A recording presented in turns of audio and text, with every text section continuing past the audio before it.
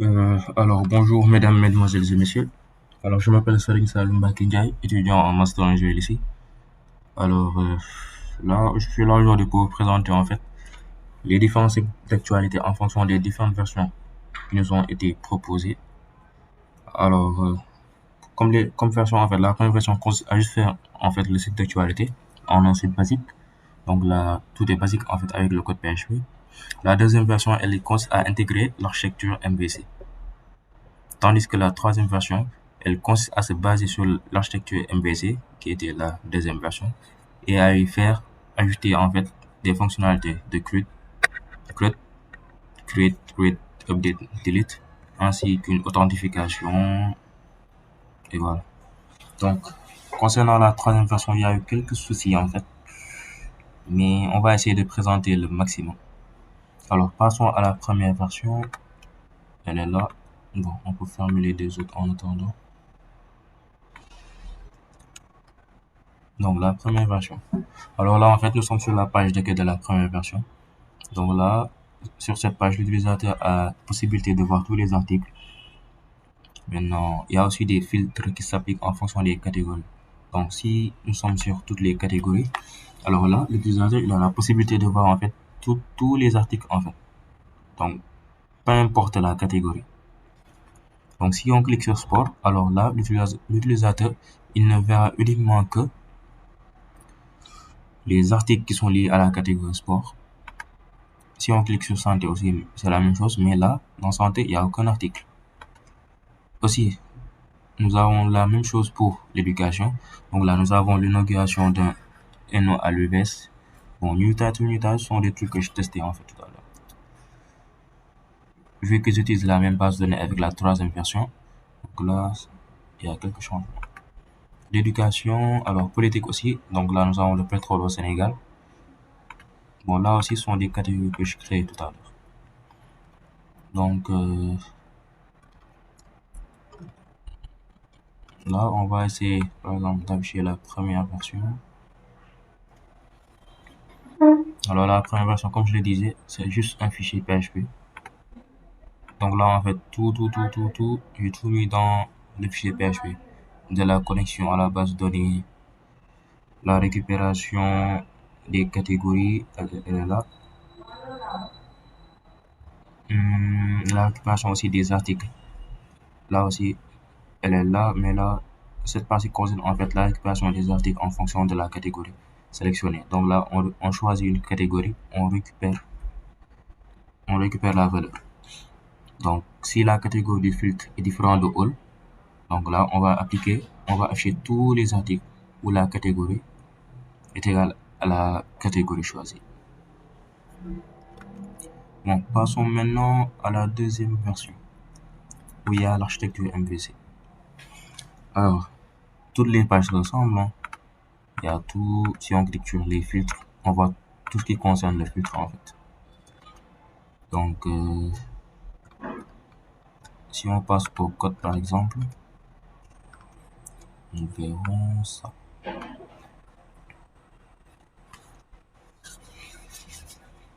Alors là, nous avons deux dossiers et un fichier. Donc, notre fichier index.php. Nous avons notre dossier modèle et notre dossier contrôleur. Donc, dans le modèle, en fait, on a les différentes classes. Par exemple, nous avons l'article qui a les attributs suivants: le titre, le contenu et la catégorie. La catégorie, quant à elle, elle a deux attributs: son ID ainsi que son libellé. Pour la base de données, bon, là, en fait, c'est là où on gère la connexion à la base de données. Donc là, avec MySQL Connect, on gère la connexion à la base de données. En cas d'erreur, on affiche le message suivant: echo, blablabla, erreur de connexion à la base de données. Donc là, c'est le contrôleur. En fait, dans le contrôleur, c'est là où on écrit toutes nos méthodes, tout ce qu'on aura besoin. Donc, vu que sur la page d'accueil, en fait, on a besoin d'afficher les catégories ainsi que les articles. Donc, c'est au niveau du contrôleur, en fait, on y définit en fait les articles. Donc là, on a notre méthode getArticle qui va récupérer les articles. Bon, on va d'abord commencer par catégorie. Donc là, en fait, dans la méthode getCategory, on récupère en fait tous les contenus, toutes les catégories du moins. Maintenant, là, dans article, en fait, aussi, on va récupérer tous les articles, mais on applique également le filtre qu'on avait vu tout à l'heure, en fait, au niveau de la première version.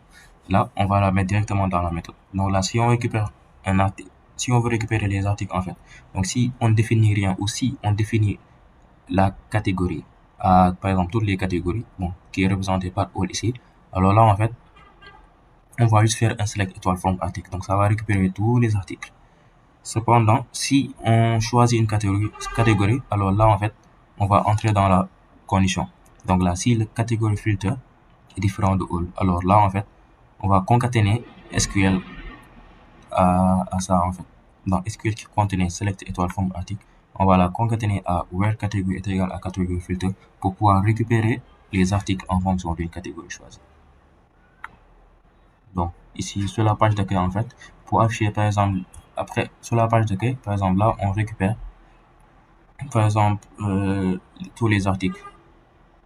Bon, là, on a instancié, en fait, dans all, et on récupère tous les articles. Donc, article soit get article. Donc là, get article est là. On vérifie si c'est pas vide, alors on affiche ça. On affiche les articles. Et pour afficher le texte et les articles, on fait $article, flèche, get titre ou bien get contenu. Ça dépend de ce que l'on veut afficher du moins. Donc si c'est vide, on affiche aucun article. Pour les catégories aussi, c'est la même chose. Donc catégorie soit en fait all de categories. Donc pour chaque catégorie, on va récupérer en fait son ID, son libellé. Donc passons maintenant à la troisième version. Donc pour la troisième version, en fait, là aussi, c'est la même chose, sauf qu'il y a une différence près. Là, on a la possibilité d'accéder au dashboard. Donc comme je le disais au début, en fait, il y avait quelques erreurs au niveau du code concernant l'authentification. Mais là, on va essayer, en fait, de faire le maximum. Donc là, en fait, aussi, il y a toujours les mêmes fonctionnalités. Choisir, en fait, une catégorie. Maintenant, si on clique sur dashboard, en fait, c'est comme si on était sur l'interface admin, en fait. Maintenant, là, il y a eu un problème avec la gestion de l'authentification. Maintenant, là, nous sommes sur le dashboard. Donc là, nous avons la possibilité d'ajouter un article ainsi qu'une catégorie. Donc, parmi les problèmes aussi que nous avions soulevés, il y a aussi le fait que il manque en fait la modification, la mise à jour et la suppression. Bon, nous allons faire avec l'ajout. Donc là, nous pouvons ajouter une catégorie. Donc, on peut dire catégorie, par exemple, 5. On ajoute une catégorie. Elle s'affiche ici. Et là, au niveau du titre, on peut ajouter un nouveau titre. On peut dire, par exemple, on peut mettre Ousmane Sonko. Contenu. Par exemple, il a été barricadé chez lui. Et on sélectionne une catégorie. Bon, on peut toujours mettre dans la catégorie politique, hein, parce que c'est un pilier. Donc, on ajoute. Donc là, nous verrons en fait Ousmane Sonko, titre catégorie 4, il a été barricadé chez lui. Donc si on vient au niveau de la page d'accueil politique, nous verrons en fait que l'article a été ajouté. Ousmane Sonko, comme titre, et comme description, il a été barricadé chez lui. Donc là, si la modification était opérationnelle, en fait, ce serait mieux, en fait. Ce serait un avancement. Donc là, au niveau du code, dans la troisième version, en fait, elle se base en fait sur la deuxième version, MVC. Donc là, en fait, la différence est que, là, j'ai pas utilisé les views. La différence est que là, nous avons une page dashboard. Donc là, en fait, avec la page dashboard, sur la page dashboard, en fait, on récupère les articles. Et c'est là, en fait, à chaque fois, on va vérifier, en fait, ce que l'utilisateur veut faire. Donc, dans le cas où il veut faire, en fait, un ajout de catégorie, là, on vérifie, en fait, ce qu'il veut faire. S'il ajoute une catégorie, alors là, on récupère ce qu'il a saisi pour la catégorie.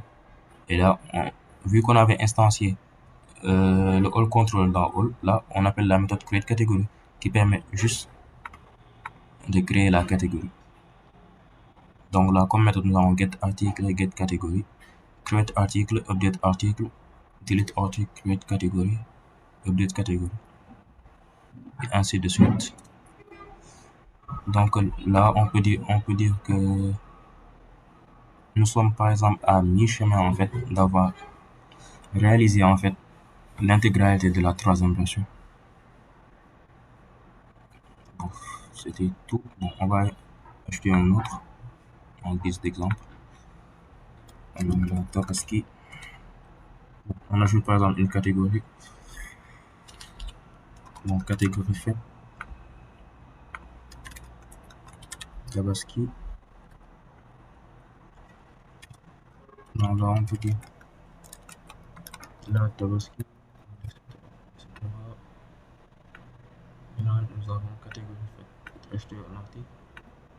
Donc si on revient, la catégorie est ajoutée ainsi que la description.